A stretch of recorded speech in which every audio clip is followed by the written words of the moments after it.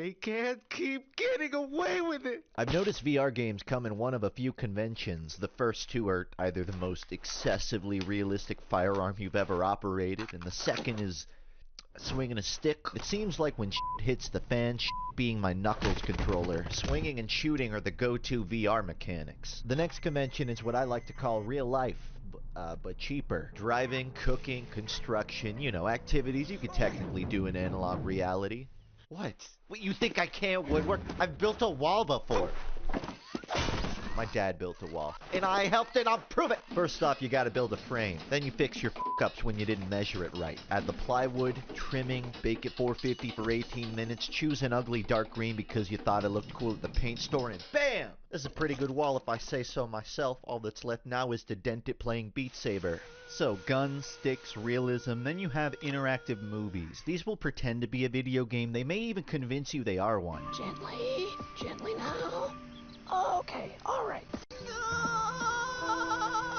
When you first get a headset, these blow your mind, but eventually you notice they're mostly just glorified tech demos with way too much dialogue. Then you've got normal games which get a VR port later on. Aside from having a new way to buy Skyrim and a new way to not buy RE4, I don't really have a strong opinion on these. I play VR to experience the things I can't find anywhere else, you know, like sex, so naturally I'm drawn towards the things outside of these conventions. I mean, anybody can use a gun or a stick, but it's a lot harder to find experimental mechanics that only work well in this medium. For example, the real-world phenomena called echolocation is the process. Stifled was this 2018 stealth horror where you use sound to perceive the environment, mainly by throwing rocks, but if you have a microphone you could also yell really loudly into it.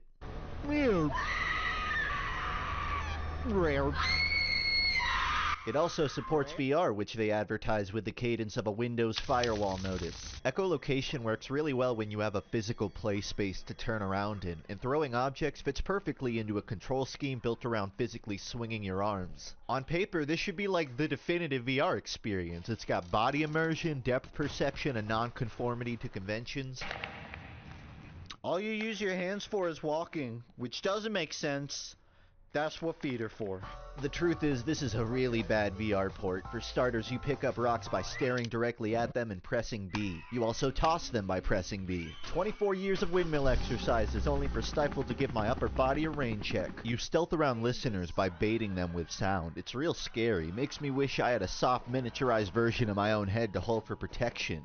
If only, right? Sometimes you're wading through inhabited waters to flip a switch or a lever, each footstep announcing your presence to whatever lies below. That's a quarter of the game, everybody. The rest is walking around a house.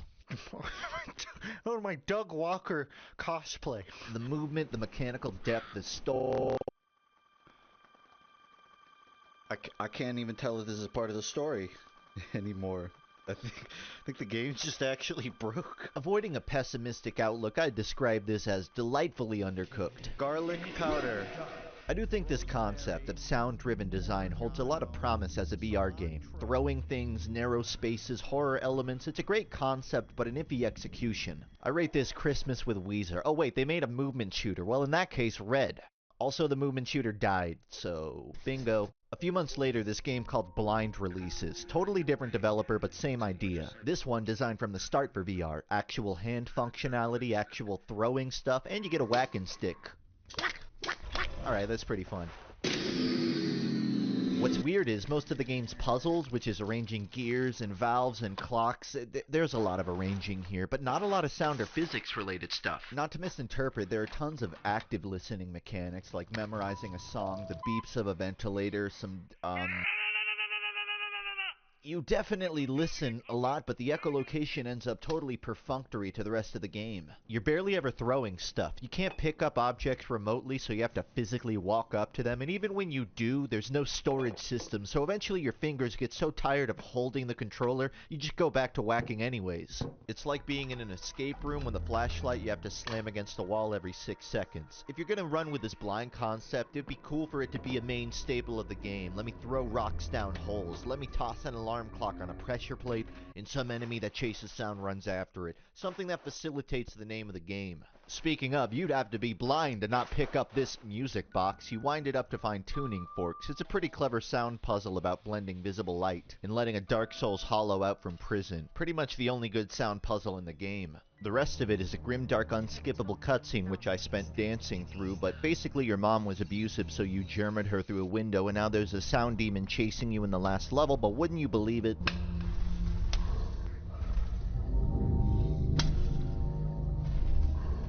Yep, it's blinder than a bat. No offense, Jeff. If Stifle took a great idea and did nothing with the concept, then Blind takes the same idea and uses it as a backdrop for completely irrelevant concepts. I rate it make-believe, not for any intrinsic reason, but because monochrome. It seems like the best mechanic here sat on a shelf for half the game. Speaking of sitting on a shelf... Check it out, I finished my Junji Ito collection. There's one story where a woman has sex with a house. It's pretty awesome. I forgot what we were talking about. Why'd you do that? Oh, the plush! The manually composited Bommy plush. Right. You want it. Right, yes. So no. Half-Life Alyx has some of the most thoughtful... Okay, fine. Take it. I was just trying to be funny. And by the way, you powder keg, I have to clean this glass up. It doesn't just disappear off screen. In fact, get sweeping. I don't have a dustpan either. Oh, and that was the last of my absolutes, so I hope it was worth it. I get it. It's a nice plush, soft but firm, limited time only, but you can't be blowing up over it. My wall smells like how Jeff Mangum sings. Thanks for the help, by the way. Now you are going to pay for that, right? Half-Life Alyx has some of the most thoughtful gun design in VR. The Half-Life shotgun, which was technically a two-handed weapon, plays here as one-handed. The gravity mechanic, which used to just click grab stuff, now requires the player to yank the object towards him and catch it. Reloading's become a manual action, movements built around teleporting. So much convenience of the previous games has become mechanically practical for immersion. However, a lot of things were cut which didn't translate well into VR. The iconic vehicle sections are too disorienting in a headset, so Alyx has to box you in every time you're in a moving object. There's been a downplay of the tightrope platforming from previous games. There's a lot less fast-moving enemies, combine pathing is different, less long-range combat. I don't think these things are gone for good, but they've probably been held off for a sequel while Valve fine-tunes them for this new medium. With the jump to VR comes a lot of trade-offs. Even the ammo system, as simple as reloading is a constant. No more mags. I'm out. Out of mags. I'm out. Out of shells. Last 2 shells. Last 1. Out of mags. Now, despite what you think, this is the most fun I've ever had in a game. At its best, it's setting a new industry standard, but at its worst, it's a litmus test for how willing you are to put up with a stop sign lodged inside a whack-a-mole machine. Even the best VR game is still bound by the conventions of its medium. Well, almost. There's actually one level which is an exception to this, and not so coincidentally, the most talked about level in its coverage. I'm giving you a warning before I spoil this to go play Alyx yourself, or skip it, or watch one of your internet pets play it, whatever fits the budget. Last chance, you ready? Okay, so the best level in Alyx is the explosive cave. No, I'm really gonna spoil this game now, though.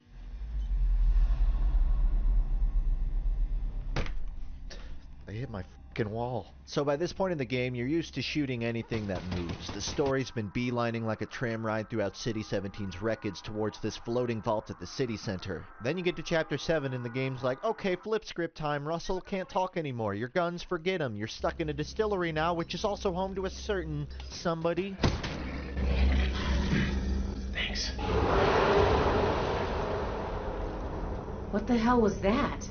Oh, that's Jeff. Right off the bat, the game conveys that Jeff sees around using his ears, and he also doesn't die to gunfire. There's also zero melee combat, not a crowbar, copper pipe, or frying pan throughout the entire game. What you do instead is a highly technical mechanic that I like to call yeet the wheat! You throw objects, you make sound, you got environmental puzzles, you got an object storage system. It's pretty much got everything those earlier games were missing, minus the visibility shtick. I actually think that gives them a bit of an edge on Alyx, but what they lack is a conducive environment. Open a cupboard too uncarefully and you'll hear act too slowly and a head crab will... No, stop. Why are you doing that? Why? Tell me. Use words. The only way to spin this valve, that's funny, is to bait Jeff into a freezer and then lock him inside it. But the only way to start the elevator is to open the freezer back up.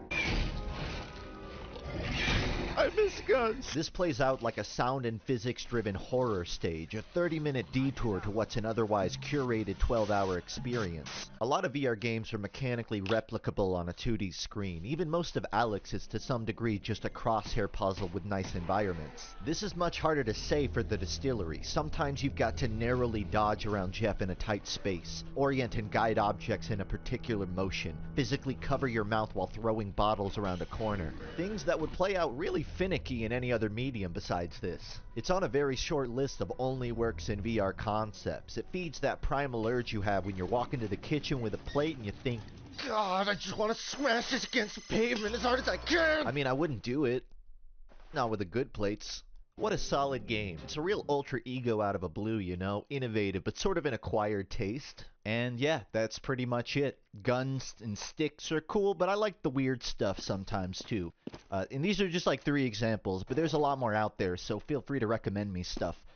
Thanks for watching. The plushies are real. And instead of an end joke, I'm just gonna play us out.